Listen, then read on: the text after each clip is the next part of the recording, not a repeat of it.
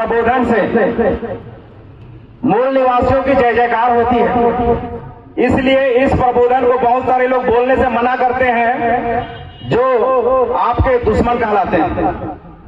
लेकिन मैं आप लोगों से इस बात को कहना चाहता हूं कि हम अपने जितने भी मूल निवासी हैं वो सभी लोग अपनी जय जयकार करना पसंद करते हैं कि नहीं करते हैं। इसलिए ये प्रबोधन, वामसेफ का प्रबोधन, भारत मुक्ति मोर्चा का प्रबोधन, राष्ट्रीय आदिवासी एकता परिषद का प्रबोधन, आप सभी हमेशा कहें जय मूल निवासी। जब जब आप अपनी मूल निवासी को जय जयकार करोगे, आपका जो दुश्मन है वो डरता है। और ये हमारी परंपरा भी है कि हम जब कभी भी कहीं मुलाकात करते हैं तो एक दूसरे को संबोधन करते हैं, प्रबोधन करते हैं। साथियों, आज जो विषय हमारे पास में बहुत सारे विषय हैं और ये विषय के पीछे हम लोग इतने सारे लोग एकत्रित इसलिए हुए हैं क्योंकि पिछले समय में हम आदिवासियों के साथ, पूरे मूल निवासियों के साथ, जैसा कि आप यहाँ पर देख रहे हैं, इस सभा को ऐसा कोई नहीं कह सकता कि ये सिर्फ किसी विशेष वर्ग का। अभी हमारे प्रवक्ता माननीय विपिन वास्तविक साहब ओबीसी समाज से, ओबीसी समाज की जो समस्या, ओबीसी समाज की जो तकलीफ है और ओबीसी समाज को जिस तरह से शासन और प्रशासन में बैठे हुए लोग आज तक छलावा करते रहे, धोखा देते रहे और उस धोखा के आड़ में ओबीसी समाज की गिनती नहीं हो पाया। आप लोग गिनती क्या होता है उसको थोड़ा सा मैं बता देता हूं। हम लोग हिस्सेदारी मांगते हैं तो एक पिताजी का अगर 5 लड़का है तो पांचों के लिए बराबर बराबर की हिस्सेदारी मांगते हैं कि नहीं मांगते हैं? मांगते हैं। आज ओबीसी समाज, अभी हमारे साथी ने किसी ने कहा 1931 का जो जनगणना हुआ था, उस 1931 की जनगणना में ओबीसी समाज 52% था। कितना प्रतिशत? 52, मतलब आधा से भी ज्यादा। और आज इनकी शासन में भी हिस्सेदारी आप देखेंगे ओबीसी समाज का कहीं पर नहीं है।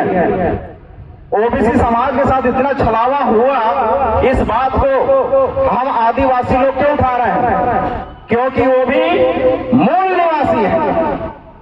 यदि हम सिर्फ आदिवासी की लड़ाई लड़ेंगे तो हमको दुश्मन सेग्रीगेशन अलग करके हमको अलग अलग समस्याओं में उलझाता है। लेकिन हम अगर मिलकर लड़ेंगे तो एक दिन जरूर जीतेंगे। जीतेंगे कि नहीं जीतेंगे? यस। इसलिए ये जो संगठन है भारत मुक्ति मोर्चा, एसटी, एससी और ओबीसी तीनों मूल निवासी लोग, हमारे माइनॉरिटीज भी साथ में हैं। इसलिए हम सबों को अब अलग अलग लड़ना नहीं है। आदिवासी केवल अलग से नहीं लड़ेगा, कोई धर्म के नाम से भी हमको नहीं लड़ना है। हमको लड़ना है तो सिर्फ और सिर्फ मूल निवासियों के नाम पे लड़ना है। आप सब इस संगठन का साथ देंगे मूल निवासी आजादी के लिए? यस। आप सबों की इस सहमति के साथ मैं राष्ट्रीय आदिवासी एकता परिषद छत्तीसगढ़ का प्रदेश अध्यक्ष होने के नाते पिछले दिनों में कुछ घटनाएं घटी थी, उस बात को मैं बताना चाहूंगा। क्योंकि हमारे आदिवासियों की एक बड़ी आदत है, भूलने की आदत है। हमारे साथ इतना लताड़ा गया, इतना परेशान किया गया, उसके बाद भी आदिवासी इतना भोला भाला और अपने दुश्मनों को क्षमा करने वाला और भूल भाल करके फिर से वही करता। साथियों, पिछले दिनों में हम सब इसी माध्यम से भारत मुक्ति मोर्चा और राष्ट्रीय आदिवासी एकता परिषद के माध्यम से हमने यूसीसी कानून का विरोध किया। यूसीसी कानून के तहत यहाँ की सरकार, यहाँ की ब्राह्मणवादी विचारधारा, मनु विचारधारा की सरकार यूनिफॉर्म सिविल कोड को ले आना चाहता था और उसमें ये कहना चाहता था कि आप लोग सब के सब एक समान हो। समान नागरिक कैसे हो सकता है? हमारे पुरखों को 5000 सालों से इन्होंने गुलाम बना के रखा। आदिवासी आज भी जंगलों में रहता है, बीहड़ जंगलों से निकल करके अभी अभी थोड़ा थोड़ा पैंट शर्ट पहन करके संविधान के द्वारा मिले हुए अधिकार के द्वारा नौकरी कर रहा है, अधिकारी बन रहा है, कर्मचारी बन रहा है, चपरासी बन रहा है, छोटे से लेकर के बड़े पद तक में संविधान के द्वारा बन गया और आज उनके पास में सुविधाएं बढ़ गई, आज उनका घर बन गया, बिल्डिंग बन गया, आज उनके पास में गाड़ी घोड़ा हो गया। तो आजादी के पहले जो मनुवादी विचारधारा के लोग जो हमारे साथ व्यवहार करते थे उनको तकलीफ होना शुरू हो गया। उनको तकलीफ जब होना शुरू हो गया तो आज हमारे साथ शिक्षा के क्षेत्र में ऐसी ऐसी शिक्षा लाया जा रहा है जिस शिक्षा से आपके बच्चे पढ़ाई तो कम, भोजन, मध्याह्न भोजन में लगे रहते हैं। साथियों, इस तरह से बहुत सारी बातें हमारे आदिवासियों के विरोध में होते आया। और मैं एक चीज आपको बताऊं, मध्य प्रदेश की एक घटना थी, सीधी जिला में हुआ था, शायद आप लोग भूल गए होंगे, मैं थोड़ा याद दिला देना चाहता हूं। प्रवेश शुक्ला नामक ब्राह्मण ने आदिवासी युवक दशमत कोल के सिर पर पेशाब किया, अर्थात मूतने का काम ब्राह्मण कर रहा है और पैर धोने का काम पिछड़ा वर्ग के व्यक्ति शिवराज सिंह चौहान, उस समय मध्य प्रदेश का मुख्यमंत्री था, उसके द्वारा कराया जा रहा है। ऐसी ऐसी घटनाएं हमारे भाई बहनों के साथ रोज हो रहा है, कई जगहों में हो रहा है। मणिपुर की घटना अभी लगातार कुछ दिनों पहले की घटना है, जिसके लिए यहाँ के जसपुर के सभी साथियों ने सर्व आदिवासी समाज के बैनर पे इसका विरोध किया था। किए थे कि नहीं किए थे? मणिपुर की घटना में किसके साथ ऐसा घटना हुआ? हमारे आदिवासियों के साथ में। आदिवासी फिर भी चुप है, आदिवासी फिर भी एक सही प्लेटफॉर्म खोज रहा है जहां से वो अपनी बात को रख सके। हमको किस तरह से चलाया जा रहा है? अभी हमारे साथियों ने कहा 5वीं अनुसूची का। 5वीं अनुसूची का मतलब ये होता है कि जल, जंगल और जमीन आपकी है। यदि हमारा जल और जंगल और जमीन हमारी है और 5वीं अनुसूची का जो शासन प्रशासन का जो मुखिया होता है वहां पर आदिवासियों को रखा जाना था। आज यहाँ की मुखिया कौन है? आज यहाँ के मुखिया आदिवासी नहीं, आदिवासियों को दबाने के लिए चुन चुन करके भेजे गए लोग। आपको पिछले साल की घटना बताऊं मैं, हमारी संस्कृति की बात हमारे साथियों ने कह रहा था, हम अपनी संस्कृति को बचाने के लिए गिनीज बुक में नाम लिखवाने का प्रयास किए और उस घटना को आपको सबको याद होगा किस तरह से मनुवादी विचारधारा ने आपको वो अनुमति नहीं दिया। साथियों, एक बात मैं आपको और बताऊं, अनुच्छेद 19 आपको बोलने की स्वतंत्रता देता है। इसका मतलब ये नहीं है कि आप कुछ भी बोल दें, गाली गलौज कर दें। संवैधानिक बात रखने का अधिकार देता है, लेकिन आदिवासियों को मीटिंग करने के लिए भी, सभा करने के लिए भी, अपने विचारों को बताने के लिए भी दबाव दिया जा रहा है। और इस तरह से हम सबका जो 5वीं अनुसूची है, 5वीं अनुसूची, ये अनुच्छेद 19 जो है बोलने की स्वतंत्रता देता है और इस कानून के तहत इस संविधान का मौलिक अधिकार है। अधिकार और मौलिक अधिकार दोनों में बहुत अंतर होता है। मौलिक अधिकार आपका, उसको सुप्रीम कोर्ट भी नहीं छीन सकता। सुप्रीम कोर्ट भी आपके मौलिक अधिकार को हनन नहीं करता, लेकिन यहाँ की सरकार, आदिवासी जो भोले भाले हैं, शिक्षित हैं, अशिक्षित हैं, इनको क्या करता है? बोलने से रोक रहा है। पिछले दिनों में साथियों, हमारे भारत मुक्ति मोर्चा के जो राष्ट्रीय अध्यक्ष है माननीय वामन मेश्राम जी राखी गढ़ी में हरियाणा में कार्यक्रम करना चाहते हैं। वहां के मनुवादी विचारधारा के लोगों ने उसके कार्यक्रम को क्या कर दिया, निरस्त कर दिया। और हमारे जो वामन मेश्राम साहब है, वामन मेश्राम साहब एक कहावत आपको बताता हूं कि जिस झुंड का, किसी समूह का, अगर किसी भेड़ के समूह का मुखिया अगर शेर होगा, भेड़ के समूह का मुखिया अगर शेर होगा तो वो समूह क्या कर लेगा, जीत जाएगा। लेकिन किसी शेर के समूह का मुखिया अगर हम किसी भेड़ को बना दें तो वो शेर का ग्रुप क्या हो जाएगा, हार जाएगा। क्योंकि लीडरशिप कर रहा था भेड़ और भेड़ों का लीडिंग कर रहा था शेर। हमारे वामन मेश्राम साहब आज पूरे भारत में आज अपनी पहचान बना चुके हैं मूल निवासियों के लिए, और मूल निवासियों के लिए लड़ रहे हैं। हरियाणा में जब इनको अनुमति नहीं दिया गया, जिसको कहा जाता है यहाँ की भाषा में कार्यक्रम करने की अनुमति नहीं दिया गया, तो वामन मेश्राम साहब ने कहा कि इनको हरियाणा के पुलिस को पकड़ने से क्या होगा। हरियाणा में भाजपा की सरकार है और भाजपा की सरकार का मुखिया आरएसएस के लोग हैं, और आरएसएस का मुखिया मोहन भागवत है जो नागपुर में रहता है। साथियों, वामन मेश्राम ने कहा कि इन बच्चों को पकड़ना छोड़ के उनके जो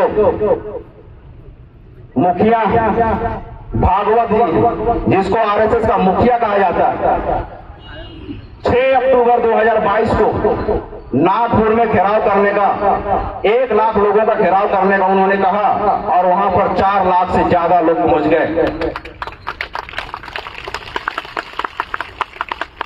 ये ताकत भारत मुक्ति मोर्चा के पास में है, वामन मेश्राम के पास में है। आज अगर हम लोग अलग अलग संगठनों में रहेंगे, अलग अलग प्लेटफॉर्म में रहेंगे, तो आज हम लोग बिखर के दुश्मनों के द्वारा हम लोग प्रताड़ित किए जाएंगे, सताए जाएंगे। लेकिन साथियों, मैं आप सबों से वादा करता हूं, भारत मुक्ति मोर्चा के संगठन में आप सभी आइए। और भारत मुक्ति मोर्चा का संगठन संवैधानिक संगठन है, संवैधानिक दायरे में रहकर बात करता है, कानून के अंदर में रहकर बात करता है, और जितने भी अभी बात हमने किया है उसका सबूत रखता है।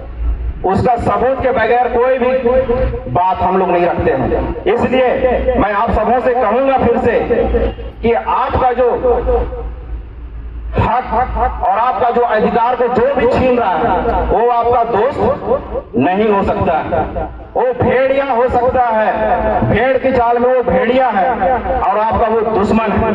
इसलिए आपका हक, आज आपको एफआईआर कराने जाओगे, आपकी एफआईआर तक नहीं लिखी जाती है, ऐसा स्थिति यहाँ पर है।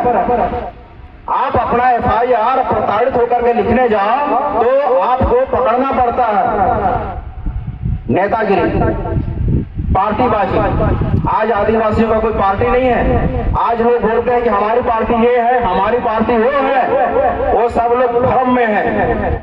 उनका मुखिया कौन है उसको देखो, जो मुखिया होता है उसका वो पार्टी होता है। और इसीलिए हमारे आदिवासियों का आज तक न्याय नहीं हो पा रहा है। साथियों, हमारे बीच में बहुत सारे आज वक्ता हैं, मैं उनके लिए अपने टाइम को देता हूं, इसलिए मैं इतना ही अपनी बातों को रखूंगा और आप सबों से गुजारिश करूंगा। आखिरी बात थोड़ा सा कहकर, हम लोकतंत्र में रहते हैं और इस लोकतंत्र में चाकू, छुरी, बंदूक, हथियार ये सब नहीं चलता। ये राजतंत्र पहले था, आजादी के पहले तो हम लोग लड़ते थे। हमारे लोगों का भी उस समय में गोंडवाना लैंड हुआ करता था। हमारे लोगों का राजा महाराजा हुआ करते थे। हमारे लोग रोहतासगढ़ में रहते थे, वो लोग वहां के राजा होते थे। उन दिनों में चाकू, छुरी, तलवार, भाला, हथियार, गोला बारूद, बंदूक, जो साधन रहता था सब चलता था। लेकिन लोकतंत्र में क्या चलता है? लोकतंत्र में चलती है ज्ञान, संवैधानिक ज्ञान। संवैधानिक ज्ञान अगर आपके पास में है तब तो आप लड़ पाओगे। अगर संविधान का ज्ञान आपके पास में नहीं है तो क्या होगा? हार जाओगे। हारना है कि जीतना है? आपको जीतना है, जीतना है तो जीतने के लिए ज्ञान प्राप्त करना पड़ेगा। ज्ञान प्राप्त करने के लिए इनका जो संगठन है, इस संगठन के साथ में आपको ऐसे मीटिंग में, ऐसी सभाओं में आपको आकर के सीखना पड़ेगा। जितनी बातें हम जो बता रहे हैं, समय की कम में बहुत सारी बातें आपको हम नहीं बता पा रहे, क्योंकि बहुत सारे हमारे वक्ता हैं, समय की पाबंदी है। लेकिन आपको हम आश्वस्त करते हैं कि आप लोग इस संगठन के साथ में ज्यादा से ज्यादा संख्या में जुड़िए और ज्ञान प्राप्त करिए। जब तक ज्ञान नहीं रहेगा तब तक आप जीत नहीं पाओगे।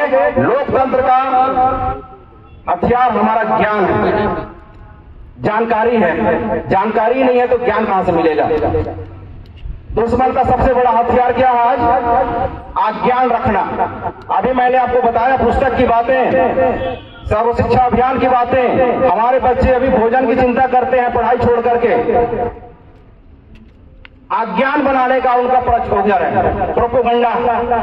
अज्ञान बनाने का काम आपका दुश्मन कर रहा है। इसलिए साथियों, आप लोग ज्ञान प्राप्त करने के लिए ये पुस्तकों में नहीं मिलेगा। पुस्तक लिखा कौन है? आपके दादा ने नहीं, आपके पिताजी ने भी कोई पुस्तक नहीं लिखा। लिखने वाले कुछ लोग और हैं जो अपने सुविधा के लिए पुस्तक लिखा है, अपने फायदे के लिए पुस्तक लिखा है। आपके इतिहास को छुपा नहीं आ गया। आपका इतिहास, जैसे अभी बिरसा मुंडा का नाम हमने बीच में सुना, वीर बुद्धू का नाम सुना हमने, ऐसे तमाम बहुत सारे ऐसे हमारे योद्धा थे। और साथियों, एक बात कह के अपनी वाणी विराम करूंगा। इतिहास जो होता है वो विरासत होता है। इतिहास जो होता है वो विरासत होता है, और जो विरासत होता है वो पूंजी होता है। और किसी भी बड़े काम को करने के लिए किसकी जरूरत पड़ती है? पूंजी की जरूरत पड़ती है। इसलिए हमारा जो इतिहास छुपा दिया गया इन पुस्तकों में, जिसको हमारे बच्चे पढ़ते हैं, उससे हमको कुछ नहीं मिलता। हमारा मनोबल गिराने का काम करते हैं। आज आदिवासियों को वनवासी कहा जाता है। वनवासी का दूसरा अर्थ क्या होता है जानते हैं? जंगल में रहने वाला।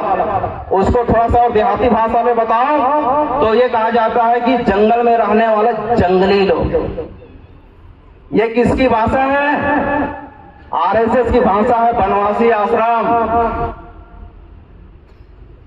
साथियों, इस तरह से हमारे साथ में हमारे मनोबल को तोड़ा जा रहा है। आजादी के 75 साल हो गए, हमारे पुरखे लोग चले गए आजाद को देख करके, और हम अभी भी लड़ रहे हैं।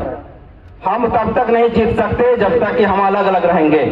इसलिए हम सबको एक होना है। आप लोग एक मंच में आएंगे, एक मंच में जाए बगैर आपकी आजादी का सपना दूर दूर तक असंभव हो जाएगा। इसलिए एक मंच में आना बहुत ही निहायत जरूरी है। आज समय की मांग है कि हम एक मंच में आए और अपनी बातों को बुलंद से लड़ें। लोकतंत्र में जनता का आंदोलन, जनता की ताकत सबसे बड़ी ताकत है।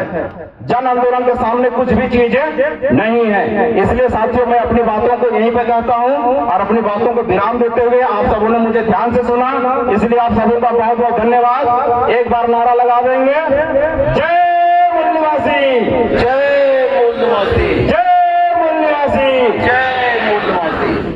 बहुत बहुत धन्यवाद।